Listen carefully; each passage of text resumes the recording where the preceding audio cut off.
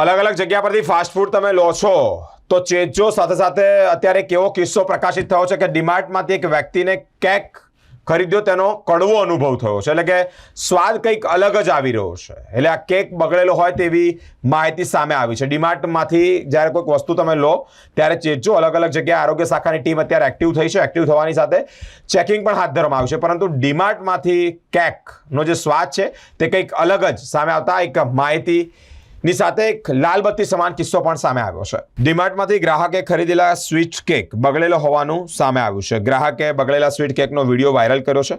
અકુટા ડીમાર્ટમાંથી જ આ sweet cake ખરીદ્યો હતો. 60 રૂપિયાનો કેક ખરીદ્યા બાદ ગ્રાહકને કડવો અનુભવ થયો છે. સમગ્ર રાજ્યમાં ખાદ્ય પદાર્થોમાંથી જીવાત, ફૂગ અને બગડેલી ચીજો મળતા જ સવાલો ઊભા થયા છે. સમગ્ર વિડીયો મામલે સ્પાર્ક ટુડે ન્યૂઝ પુષ્ટિ નથી કરતું, પરંતુ જે આ બગડેલા કેક છે તેનો વિડીયો વાયરલ થઈ રહ્યો છે.